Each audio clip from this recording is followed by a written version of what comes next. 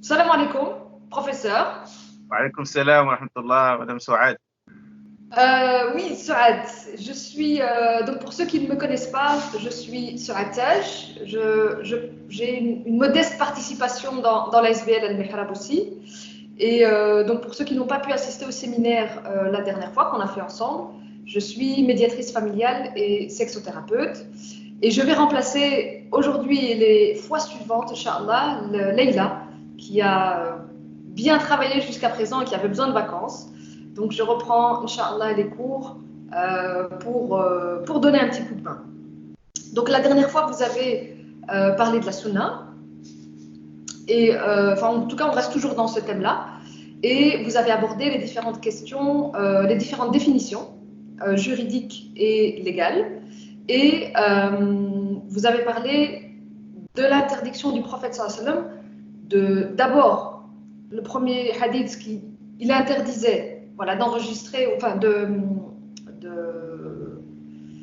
De noter, de noter ses faits et gestes donc sa sunna et ensuite il l'a autorisé et effectivement. donc là aujourd'hui inchallah on va continuer sur la suite de ces événements et aujourd'hui dites-moi de quoi est-ce qu'on va parler inchallah. Aujourd'hui, Inch'Allah, on va parler d'une période extrêmement importante dans l'histoire de la législation islamique, c'est ce qu'on appelle la codification de la sunna. C'est-à-dire comment la sunna a été euh, écrite et qu'aujourd'hui, on se retrouve avec des ouvrages qui sont célèbres sur le marché, que lorsqu'on parle de l'islam, on les cite, comme Bukhari, Muslim, Abu Daoud, Tirmizi, Nasa'i, et d'autres, Muwatta Imam Malik, et d'autres, le Bayhaqi, etc. Tous ces ouvrages-là, comment ont été compilés? Donc, où a commencé donc ce travail colossal, euh, magnifique que les savants musulmans ont mené à travers l'histoire. Donc, c'est la codification de la sunna. Ok, Voilà. bismillah, on va Donc, commencer. pour commencer, salutations à tous ceux qui nous regardent, qui nous écoutent, donc à travers l'Institut Al-Mihrab. Vous savez très bien qu'on est en période de vacances, mais malgré cela, Inch'Allah, on continue toujours à essayer de propager encore plus le savoir pendant les vacances. Donc, même si nos corps vont se reposer, mais en même temps, nous devons également nous ressourcer. Donc, spirituellement, ça doit être donc continu. Donc, voilà, chers frères et sœurs, aujourd'hui, donc, quand on parle de la codification de la sunna, c'est quoi? Euh, c'est une période, c'est un moment qui date de la mort du prophète sallallahu alayhi wa sallam. Et même, on peut même dire du vivant du prophète sallallahu alayhi wa sallam. Il y a des compagnons qui avaient ce qu'on appelle des sahaïf. Donc, comme Ali ibn Abi Talib et d'autres compagnons, ils avaient des petits livrets, des carnets, des feuillets, ils écrivaient des hadiths là-dessus. D'ailleurs, même dans la sira du prophète sallallahu alayhi wa sallam, il y a 4 personnes qui sont connues, qui nous ont réservé aujourd'hui, préservé une bonne partie donc de la sira du prophète sallallahu alayhi wa sallam, comme Abban ibn Uthman, qui est le fils de Uthman, Shurahbil, et d'autres fils de compagnons, comme Urwa ibn Zubayr et d'autres, et donc qui ont noté, ont écrit donc les événements donc qui se sont passés dans la vie du prophète Mohammed sallallahu alayhi wa sallam. Après cette période des fils de compagnons, comme vous le savez, Omar ibn Khattab, radiyallahu anhu, il avait un projet. Et donc, son projet, c'était quoi? C'était d'écrire la sunna, d'assembler l'ensemble de la sunna, l'assemblage. Donc, pas du Coran cette fois-ci, mais cette fois-ci, c'est de la sunna. Parce que, comme vous le savez, Abu Bakr avait cette idée-là avec Omar ibn Khattab, et ils ont écrit le Coran. Maintenant, c'est la sunna. C'est Omar ibn Khattab, il va consulter lorsqu'il était calife, donc après le décès d'Abu Bakr, il a consulté les compagnons pour écrire la sunna. Qu'est-ce que cela veut dire? Est-ce que jusqu'à ce moment-là, la sunna n'était pas encore écrite? Si, la sunna était écrite, mais en partie, mais avec des savants, c'est-à-dire des compagnons ou des fils de compagnons, mais de manière individuelle. Donc, Omar, il voulait mener un projet officiel de l'État. Et donc, il a consulté les compagnons. Ils lui ont donné l'autorisation. Il lui dit, tu peux écrire la sunna. Donc, tu peux appeler des savants et comme ça, eux, ils vont s'occuper de ça. Et malheureusement, Omar ibn Khattab, il a fait salat al-istikhara pendant un mois. Pendant un mois, il fait salat al-istikhara. Donc, comme le recommande le prophète sallallahu alayhi wa sallam, donc quand on veut faire quelque chose de très important, et même parfois si c'est pas important, parce que les compagnons nous disaient que nous faisons salat al-istikhara surtout. Et donc, Omar ibn Khattab, il a fait salat al-istikhara, c'est-à-dire la prière de consultation pour voir si ce que je vais faire est bien ou pas bien, etc. Et il n'a pas trouvé de signe. C'est-à-dire, Omar ibn Khattab, un mois, il fait salat al-istikhara, Allah Azza wa Jal ne lui donne pas un signe. Donc, il a abandonné ce projet.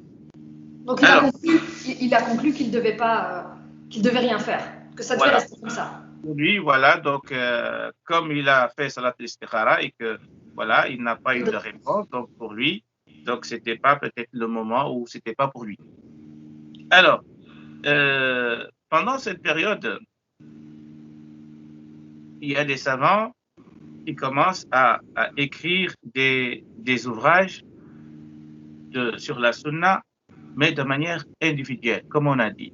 Donc jusqu'à maintenant, il n'y a pas encore une période ou une époque où le calife, il va prendre la décision de regrouper tous les hadiths du prophète sallallahu alayhi wa sallam, jusqu'à arriver à l'époque de Omar ibn Abdel Aziz. Omar ibn Abdel Aziz, il est mort en 101 de l'Hégire. Donc, il faut calculer 720, vers 720 de l'ère chrétienne. Donc, excuse-moi, c'est celui qu'on appelle le cinquième calife bien guidé? Abdel Aziz, on l'appelle le cinquième calife, donc de la mouvance sunnite, même si on sait qu'il n'est pas dans l'ordre le cinquième, parce que le cinquième, c'est Al-Hassan ibn Ali. Donc, après Ali ibn Abi Talib, c'est son fils qui est devenu calife. Et puis après Muawiyah, hein, et puis ainsi de suite la dynastie Omeyyade. Donc lui, il est le huitième, donc calife Omeyyade. Donc il n'est pas ni le 3 ni le 4, mais il est le 8e. Donc vers les années 90 de l'Hégire, c'est-à-dire 90 de l'Hégire, et donc il a décidé de regrouper l'ensemble de la Sunna. Et là, de reprendre ce que Omar ibn Khattab a voulu faire. Très bien, machallah. C'est-à-dire que le projet que Omar avait et qu'il a laissé tomber parce qu'il n'a pas trouvé de signe. Et là, il y a Omar ibn Abdel Aziz, lui, qui dit, voilà, moi, ce projet-là, je vais le mettre à jour. Voilà. Et donc, qu'est-ce qu'il a fait? Donc, en tant que calife, il a le pouvoir. Donc, il a écrit donc, aux savants. Le savant qui se trouve dans les régions, partout.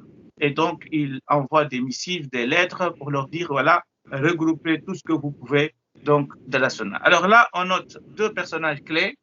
Donc, le premier, c'est Abu Bakr, un grand savant qui a une notoriété à l'époque exceptionnelle.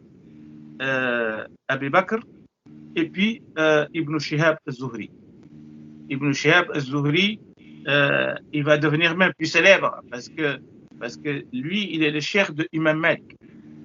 Donc, Ibn Shihab al-Zuhri, qui est mort en 124 de l'Hégire, et donc, qui est le cheikh de Imam Malik et qui va prendre donc en charge donc ce travail. Pourquoi? Parce que il y a un de ses contemporains qui dit ceci, qui dit: nous écrivions seulement les hadiths sur le halal ou le haram. Alors que lui, il écrivait tout ce qu'il entendait. Et le jour où Omar ibn Abdel Aziz, il a décidé d'écrire l'ensemble de la sunna, on a su qu'il était le meilleur pour faire ce travail. Et donc, c'est pour cela qu'on l'a choisi, lui. Et donc, Abu Bakr ibn Muhammad ibn Hazm, donc c'est pas Ibn Hazm le dernier qui est dans l'école littéraliste, mais ça c'est un autre. Donc Abu Bakr ibn Muhammad ibn Amr ibn Hazm, et donc qui était à Médine. Donc il était aussi qadi, c'est-à-dire il était le juge à Médine et le gouverneur à Médine. Et donc ce sont ces deux grands savants-là. plus. t'interromps. Donc, si je comprends bien, la sunna telle qu'on la conçoit aujourd'hui, donc les actes, les paroles et tout, toute la vie du prophète sallallahu alayhi wa sallam, elle a été influencée par le cheikh de l'imam Malik. C'était lui le premier à écrire, à faire les choses comme ça, alors qu'avant, c'était juste le halal et le haram qui étaient retenus. Oui, parce que lui, en fait, comme il était un personnage clé dans le régime même de la dynastie omeyyade, parce que c'était le savant de l'État. Partie des savants de l'État. Et donc un fonctionnaire. Et donc, on lui donne donc un travail pour rassembler ou l'assemblage donc de l'ensemble de la sunna. Donc, Oui, il n'est non. En fait, ce que je veux dire, c'est qu'aujourd'hui, tel qu'on conçoit la sunna, donc c'est pas que le halal et le haram. En fait, jusqu'à lui, les hadiths qui étaient retenus, c'était juste ceux du halal et haram. C'est ça? oui, la Et lui, plupart. c'était le premier à recueillir tous les hadiths, pas juste le halal et le haram, et son comportement, et son caractère, etc. Et donc, aujourd'hui, la sunna telle qu'on la conçoit, elle est influencée par lui en réalité. Oui, on peut pas dire influencer directement, mais il a joué un rôle Ouais. important. C'est-à-dire que les savants qui écrivaient, souvent, hein, pas tous, hein, mais souvent, la plupart, écrivaient que le halal ou le haram. Lui s'intéressait à tout. Mais Voilà. cela ne veut pas dire qu'il y en a d'autres aussi qui ont mémorisé ces hadiths-là, qui s'intéressent à autre chose que le halal ou le haram. En tout cas, lui, il écrivait tout. Et donc, lorsque on a décidé donc de codifier la sunna, et donc on a fait appel à lui et à d'autres savants aussi dans les autres régions, et ils ont tout regroupé. D'accord? Malheureusement, aujourd'hui, ces ouvrages-là, qu'a écrit par exemple Ibn Shihab et d'autres, on les retrouve plus, on a tout perdu. Alors, d'ailleurs, pendant cette période-là, Imam Malik Ibn Anas aussi avait écrit donc Al-Muwatta de Imam Malik. Et lorsqu'il l'a écrit, Imam Malik est mort en 179 et qu'on lui dit que les Muwatta'at kasurat fil aswaq, c'est-à-dire on lui dit des gens qui ont écrit, parce qu'il n'était pas le seul ouvrage qui s'intitulait Al-Muwatta. Il y avait plusieurs Muwatta, écrits par plusieurs savants. Et donc, on lui dit, il y a plusieurs livres maintenant sur le marché qui parlent de la sunna. Il dit, il en resterait que ce qui a été écrit avec sincérité. Et donc, on a trouvé que tous ces ouvrages-là sont égarés, alors que le seul ouvrage qui nous reste aujourd'hui, donc complet, donc pas complet dans le sens où il y a tous les hadiths, mais en tout cas un ouvrage majeur écrit de cette époque, c'est l'ouvrage de Imam Malik. Et donc, cet ouvrage-là est venu plus tard, c'est-à-dire après même la codification d'Omar ibn Abdel Aziz, parce qu'Omar ibn Abdel Aziz, il est mort en 101 de l'Hégire, alors qu'Imam Malik, il est mort en 179, 179. Donc, on va dire 60 ans après qu'Imam Malik, il est décédé. Et donc, ce projet-là, qui est un projet colossal de Omar ibn Abdel Aziz, donc, ils ont écrit. Mais où sont ces ouvrages? On les trouve plus. Il y a aussi d'autres savants qui interprètent cela en disant que oui, ces ouvrages-là existaient, mais jusqu'à l'arrivée des Tatars, et donc ils ont détruit le monde musulman, Bagdad et Kairouan, et toutes les grandes bibliothèques qui existaient dans le monde musulman et qui ont été détruites par ces ennemis-là qui ont envahi la terre de l'islam. Et donc, c'est pour cela. Comment c'est qu'ils existent alors, ces ouvrages, puisqu'ils ont disparu? Oui. Donc, on ne les trouve plus, il n'y en a plus, hein, ces ouvrages-là. Les ouvrages oui, mais comment nous, enfin toi, tu sais que ces ouvrages existent? Voilà, parce que c'est là, on nous parlait de ça, parce qu'on trouve dans les livres, on nous dit que tel ouvrage existait, tel ouvrage. Comme je viens de dire qu'à l'époque d'Imam Malik, il avait dit qu'il y avait plusieurs muwatta. Alors que là, on se retrouve seulement avec un seul muwatta. Ce qui veut dire qu'il n'y en avait plus, mais aujourd'hui, voilà, il n'y a que ce muwatta d'Imam Malik qui reste. Ok, donc alors, si je résume bien, c'est Omar ibn Abdel Aziz qui a décidé de reprendre le projet de Omar ibn Khattab. Et donc lui, ce qu'il a fait, il a délégué à d'autres savants pour pouvoir écrire ses ouvrages. Et ces ouvrages ont été détruits. Très bien. C'est-à-dire, on les a perdus. Hein? On les a perdus. Certains disent qu'ont été détruits par les Tatars. D'accord?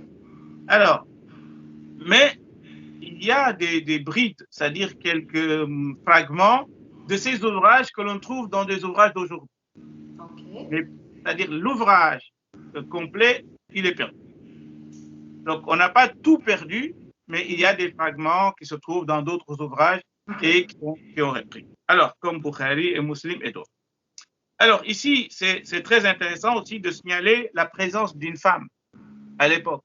Il y a une femme qui s'appelle la Amra bint Abdurrahman al-Ansariya. Et lorsque Omar ibn Abdelaziz il a écrit donc, ses lettres au gouverneur des régions, etc., il a dit à ce monsieur-là, Abu Bakr, il lui dit, Ibn Hazm, il lui dit, va chercher les hadiths donc, de Amra bint Abdurrahman al-Ansariya parce qu'elle est la seule à préserver tous les hadiths que Aïcha radiallahu anha avait rapportés. C'est-à-dire que si on a aujourd'hui la plupart des hadiths d'Aïcha, c'est grâce à une femme. Et Aïcha, ce n'est pas n'importe qui, radiallahu anha, c'était l'épouse du prophète. Elle était proche du prophète sallallahu alayhi wa sallam, elle était proche de la révélation. Donc, elle est, on peut même dire, née dans le giron du prophète sallallahu alayhi wa sallam. Et donc, un personnage clé, c'est grâce aussi à une femme qui a rapporté tous ces hadiths. Et c'est pour cela qu'Omar ibn Abdelaziz, il a dit à ce monsieur-là, il faut aller chercher les hadiths de cette dame-là, parce que ces hadiths, c'est elle qui a plus de hadiths sur Aïcha radiallahu anha. Et donc, c'est très important, parce que souvent, on parle de la sunna, on parle que des hommes, etc. Mais là, on voit qu'il y a une femme qui a joué un rôle extrêmement important, mais aussi qui était une rapporteuse de hadiths. Et ça, c'est aussi quelque chose que l'on doit retenir. Alors,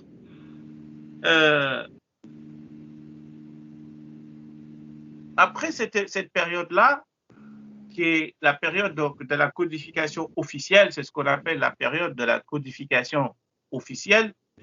Et donc, il y a des ouvrages qui ont été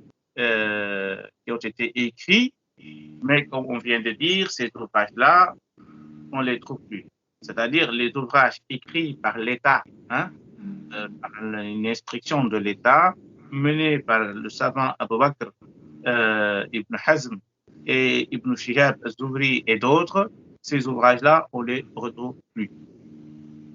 Ce qui nous reste de cette période-là, précise, c'est les écrits de Imam Malik al-Muwatta. Et puis, il y a d'autres fragments écrits par des savants, comme le disciple de Imam Malik, comme Abdullah ibn al-Mubarak et d'autres personnes, et donc d'autres savants qui ont également écrit d'autres hadiths. Mais là, ce qui est important maintenant à signaler, c'est que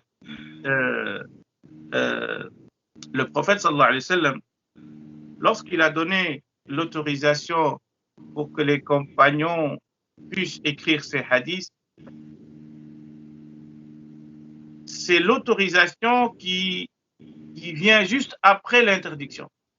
Parce qu'il y a des savants qui disent que non, en fait, l'interdiction prime sur l'autorisation. Ça veut dire quoi? C'est-à-dire qu'il avait peut-être autorisé, mais et puis après, à la fin, qu'il a interdit. Donc, ce qui veut dire que c'est l'interdiction qui prime pour ces savants-là. Donc, ce qui veut dire que jusqu'à maintenant, on ne doit pas... Parce qu'elle est venue après. Voilà, parce qu'elle est venue après. Alors, cela, on peut démentir cela très vite. La plupart de ceux qui ont écrit des hadiths, ou le personnage qui a écrit plus de hadiths, c'est qui? C'est Abu Huraira, n'est-ce pas? Abu Huraira, il est entré en islam, c'est-à-dire il s'est converti à l'islam à la 7e année donc, de l'Hégire.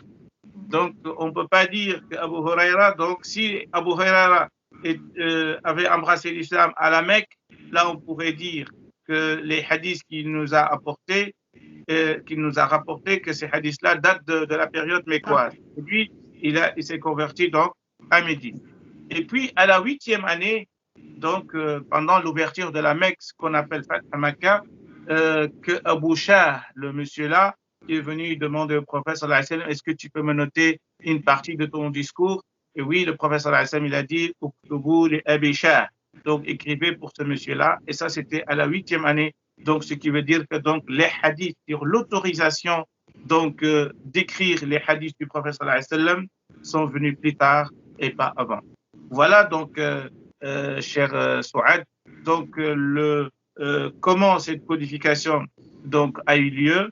Donc, on a eu une écriture individuelle de savants, de manière sporadique, chaque savant qui écrit de son côté.